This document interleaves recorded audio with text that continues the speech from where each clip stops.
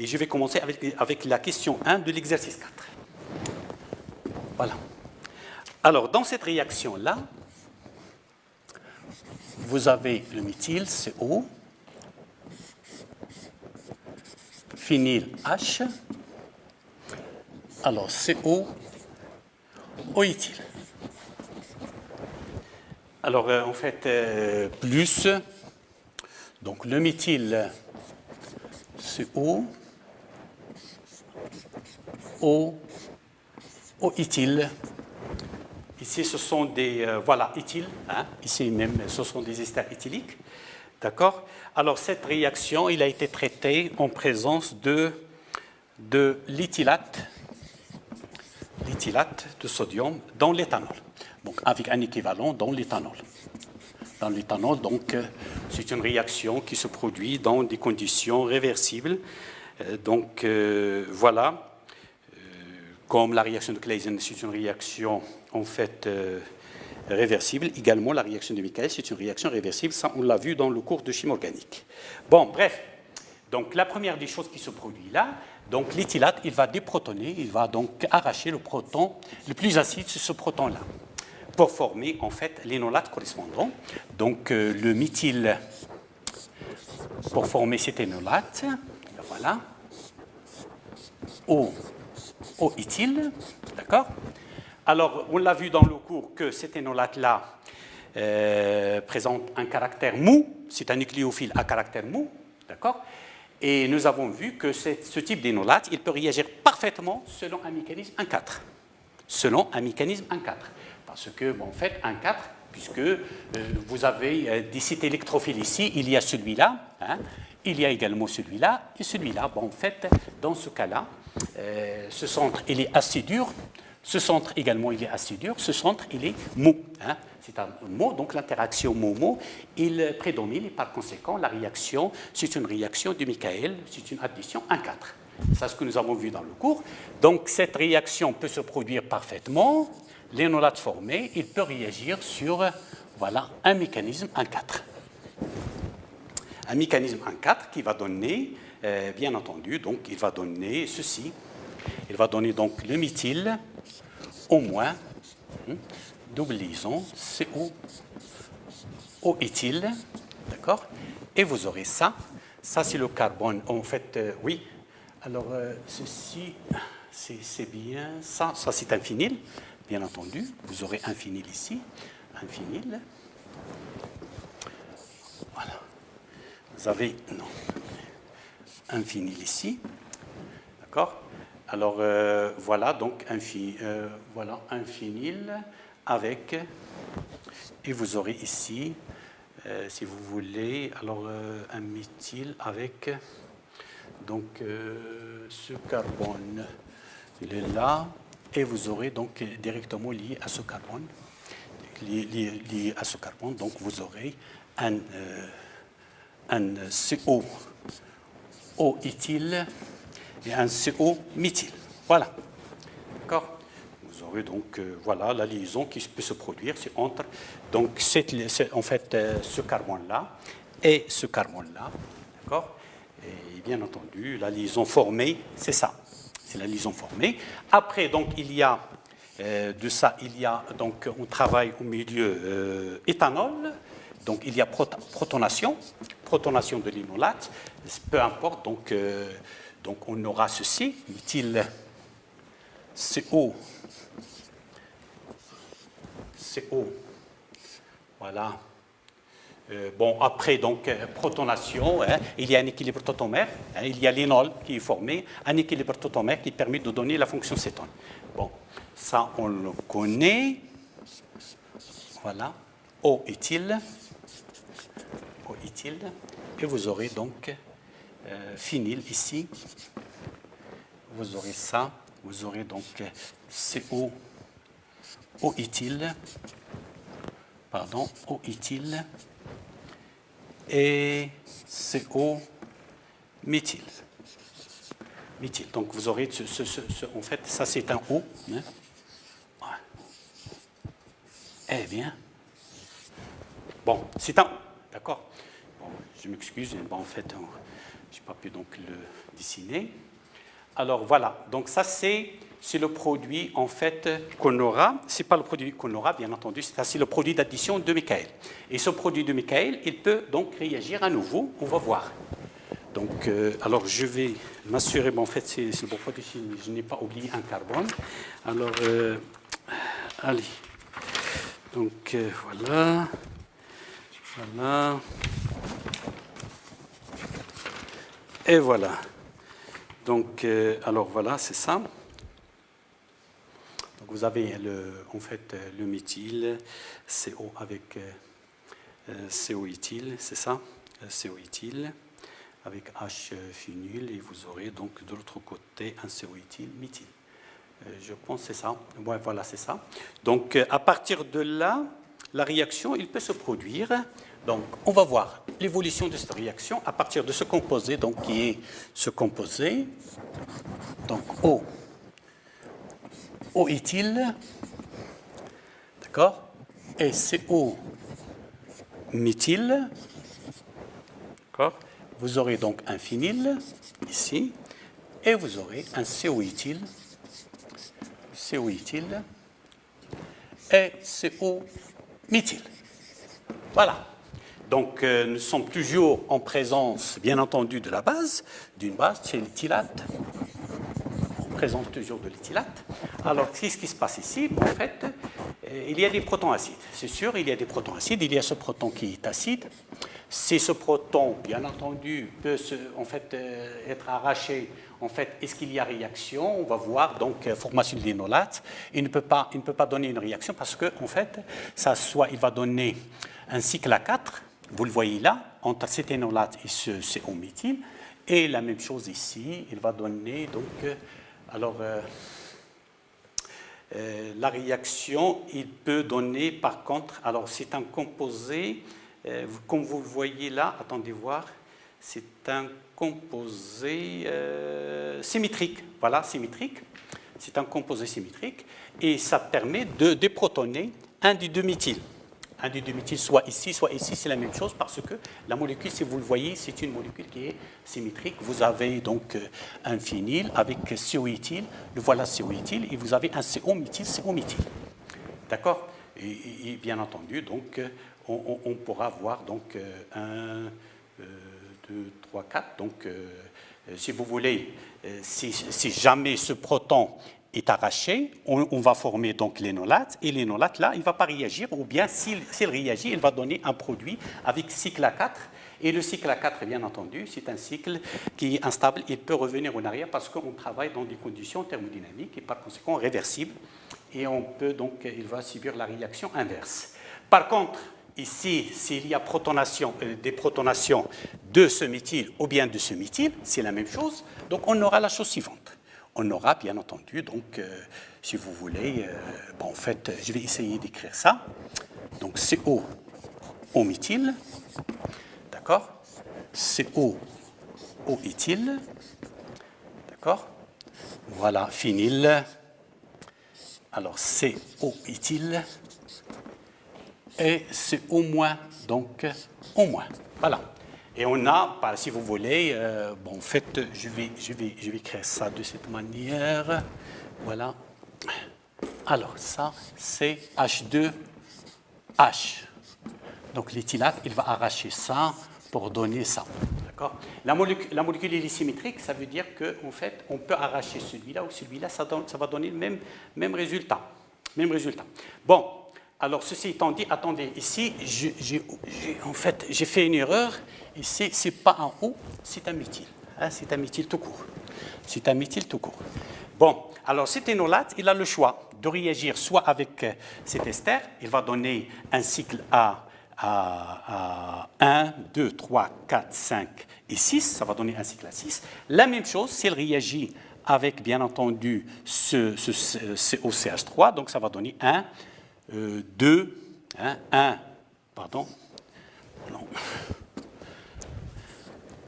Ça va donner donc 1, 2, 3, 4, 5 et 6. Donc ça va donner 1, 2, alors 3, 4, 5 et 6. Voilà.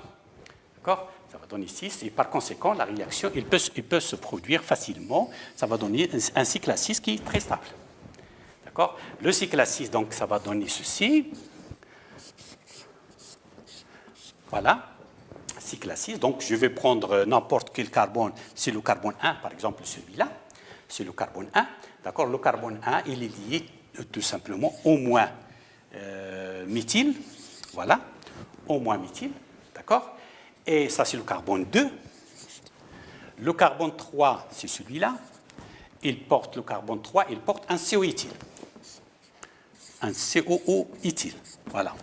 Un CO-éthyle, le carbone 3. Hein? Le carbone 3, il porte un CO-éthyle. Le carbone 4, il porte un phényl. Le carbone 5, alors le carbone 5, il porte un CO-éthyle. Voilà. O-éthyle. Ça, c'est le carbone 5. O-éthyle. D'accord? Il porte un O-éthyle. Alors, le carbone 6, il y a un CO. Le carbone 6, il y a un CO. Voilà. Donc, il y a formation d'un cycle à 6 chaînons. Par conséquent, donc, ce au moins, il peut réagir parfaitement avec cet ester. Par une réaction, si vous voulez, bon, soi-disant, puisqu'il s'agit d'un alcoolate, bon, en fait, il peut réagir sur cet ester-là. Hein, cet ester, il ne peut pas réagir parce qu'il va former un cycle à donc 1, 2, 3, 4, mais il peut parfaitement réagir sur cet ester. Donc, voilà. Non, c'est pas comme ça. C'est pas comme ça. Voilà. Il peut réagir facilement sur cet ester. Le voilà. Il réagit sur cet ester-là. D'accord? Pour donner donc ce cycle. Ce cycle, donc, alors O, d'accord, avec un CO ici, il y a un C, hein, d'accord, le O, il réagit sur le C, voilà, O, il y a ici un O- et O éthyle. Voilà, O éthyle. En fait, voilà. Donc je vais essayer de le faire un peu plus. Voilà. Voilà. Donc ce carbone, donc O- et O éthyle. Voilà, c'est ça. D'accord? Donc ceci étant dit, donc O éthyle, avec bien entendu le système, bon, ça c'est le méthyle toujours, ça c'est CO-éthyle. Ça, c'est CO-éthyle. Ça, c'est le phényl. Ça, c'est le phényl. Ça, c'est, en fait, ça, c'est O-éthyle. Ici, il y a un CO. Il y a un CO ici. Voilà. Alors, ce qui se passe, c'est la réaction, en fait, en fait, il y a une réaction intramoléculaire qui peut se produire. Pardon. Alors, ça, c'est, non, c'est pas celui-là qui va partir. Bon. Alors.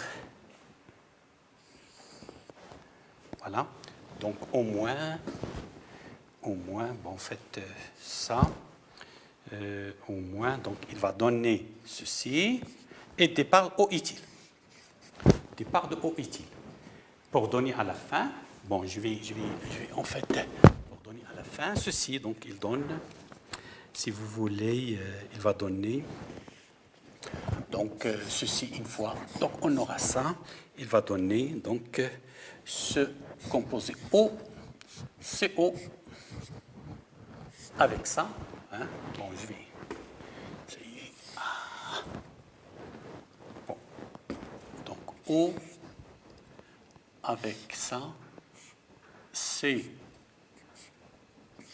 CO, voilà, OCO, voilà, avec, bien entendu, donc vous aurez ça, vous aurez un CO ici, vous aurez un méthyle,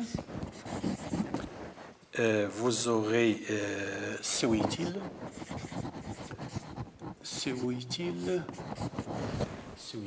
et vous aurez de l'autre côté un phényl.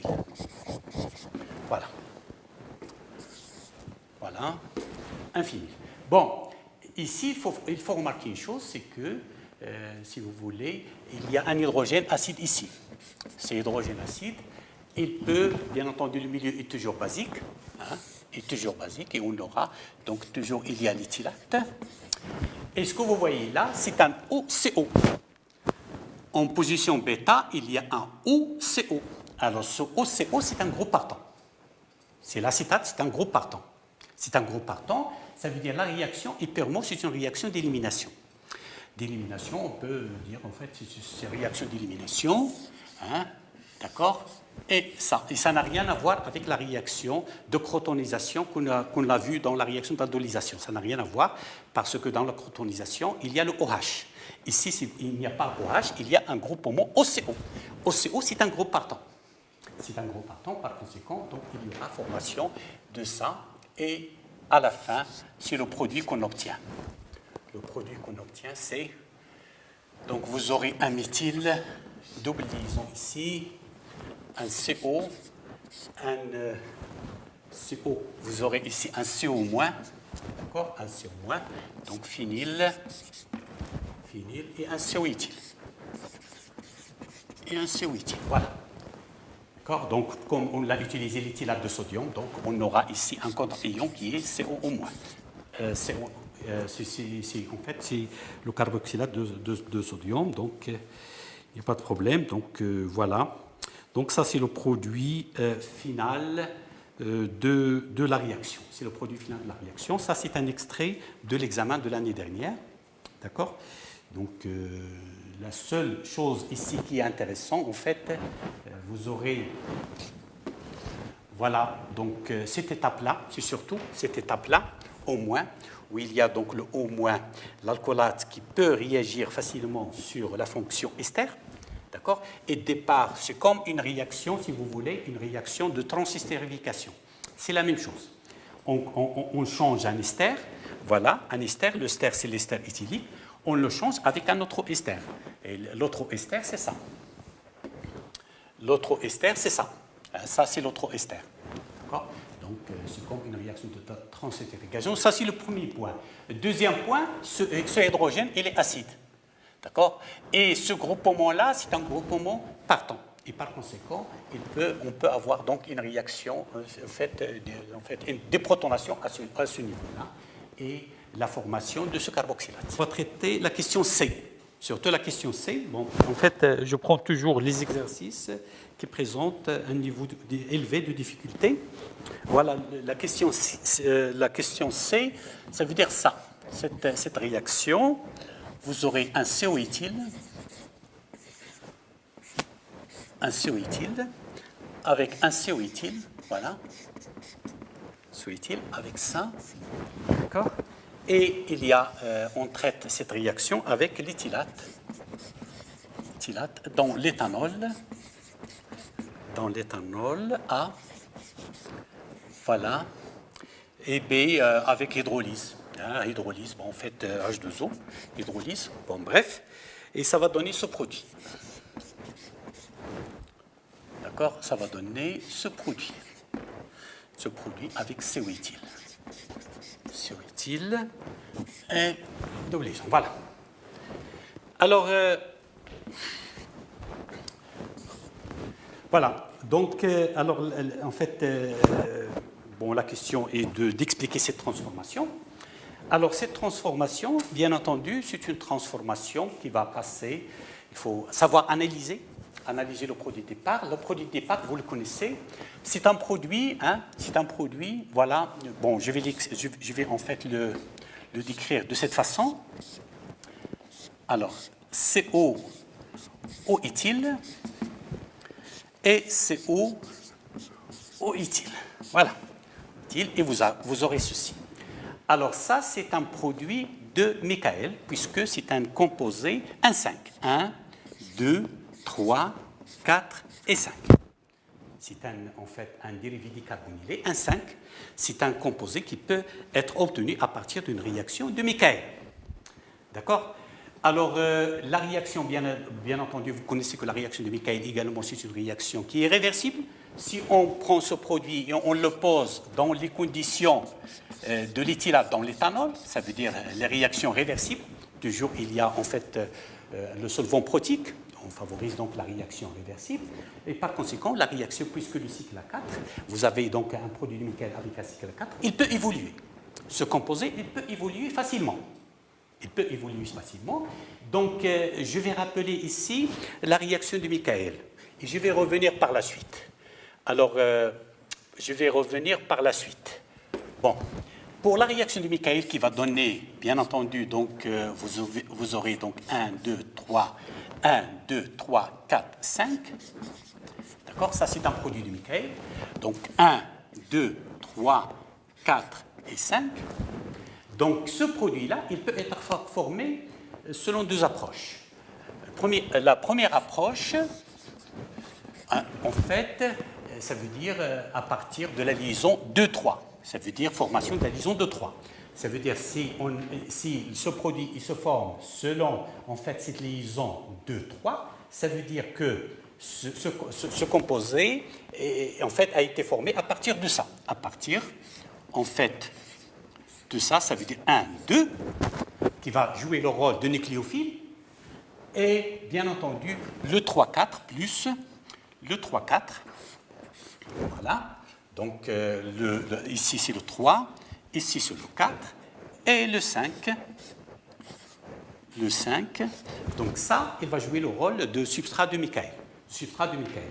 Donc la réaction, il peut se produire en présence d'une base. Il y a arrachement de ce proton, et ce proton, il peut subir, donc il y a une réaction d'addition 1,4. Donc sinon, c'est l'inverse. Ça veut dire qu'on peut avoir également cette approche. Cette approche, ça veut dire la formation de la liaison 3,4. À ce moment-là, on aura donc ceci. On aura donc, ça c'est 5, ça c'est le carbone 4. Donc il va jouer le rôle ici de nucléophile, de l'énolate, celui-là qui va donner l'énolate, plus, bien entendu, donc vous aurez 3, 2, CO et 1. Voilà, donc ça c'est, donc cette partie de la molécule devient, donc c'est le substrat du Michael. Et la réaction peut se produire. Donc selon deux approches. Donc c'est la même chose, on va revenir à ce que nous avons vu tout à l'heure. Alors ici, c'est la même chose. Nous avons 1, 2, 3, 4, 5. Donc soit la réaction, ça se produit entre, par exemple, l'approche, ça veut dire que, si vous voulez, selon 2, 3 ou bien 3, 4. Selon 2, 3, si on a 2, 3, ça veut dire, bon, je vais revenir, 2, 3, donc, alors,